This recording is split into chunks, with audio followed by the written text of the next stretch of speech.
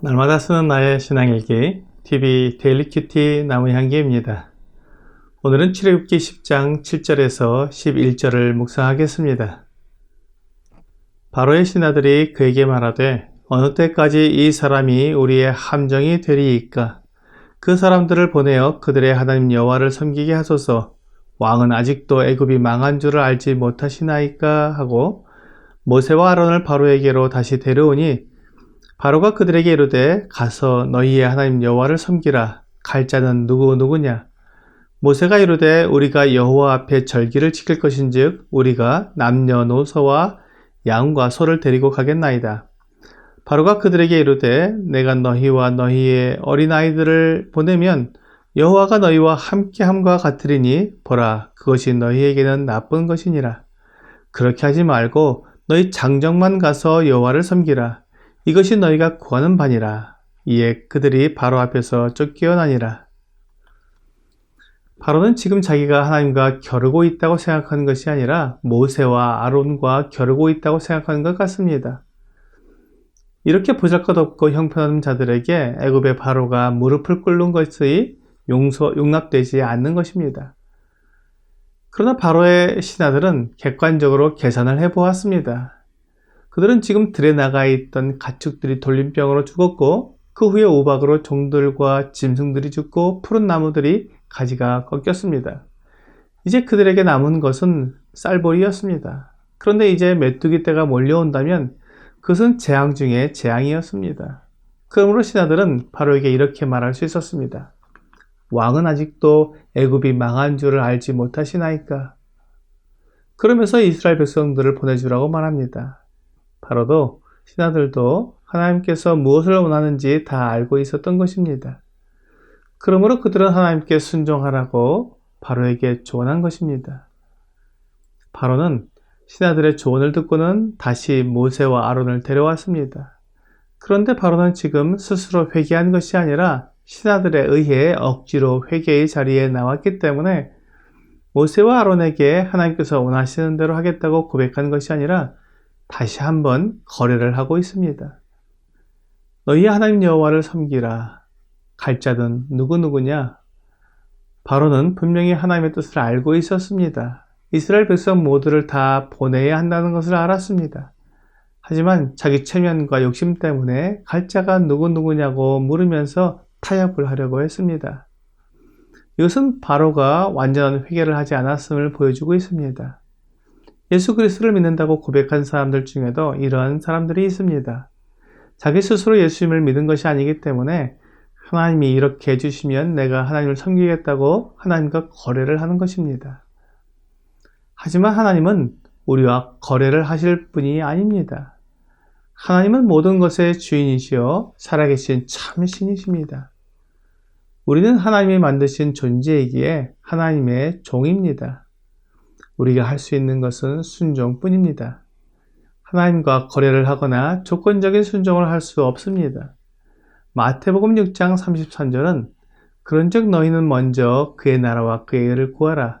그리하면 이 모든 것을 너희에게 더하시리라 라고 말씀하고 있습니다. 하나님은 내 삶에서 항상 첫째 자리에 계셔야 합니다. 먹을 것이나 입을 것, 마실 것이 하나님의 자리를 차지해서는 안 됩니다. 하나님은 이러한 타협이나 거래를 받아들이지 않으십니다. 그리고 분명히 오직 하나님의 뜻대로 행할 것을 말씀하십니다. 하나님의 말씀에 바로가 순종하라는 것입니다. 이것 외에는 다른 길이 없습니다. 모세는 바로에게 우리가 여호와 앞에 절기를 지킬 것인즉 우리가 남녀노소와 양과 소를 데리고 가겠나이다 라고 말했습니다. 하나님의 말씀에는 타협이 없습니다. 전부가 아니면 아무것도 아닙니다.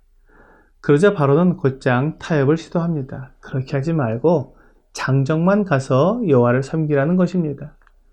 바로는 모세가 말하는 것의 의도를 충분히 알고 있었습니다. 하지만 그것을 들어줄 수는 없었습니다. 만일 아이들을 함께 보내면 여호와가 너희와 함께함과 같다고 말했습니다.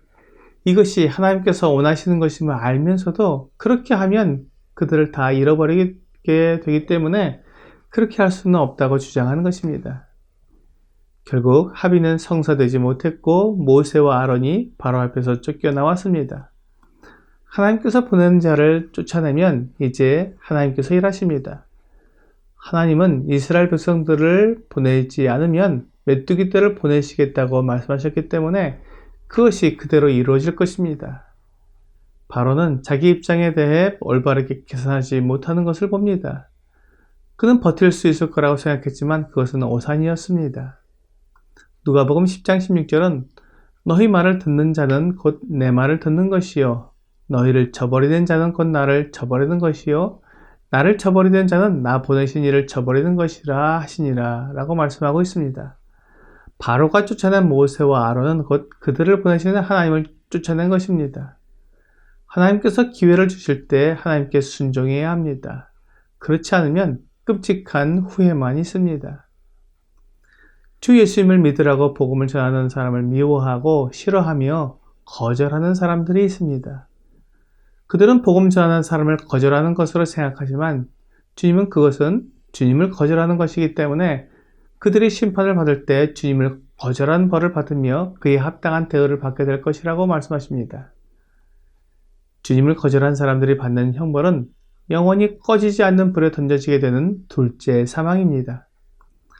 사실 바로가 이렇게 많은 재앙을 경험하면서도 계속해서 하나님을 부인하는 까닭은 그가 지금까지 살아오면서 보았던 것 때문일 것입니다.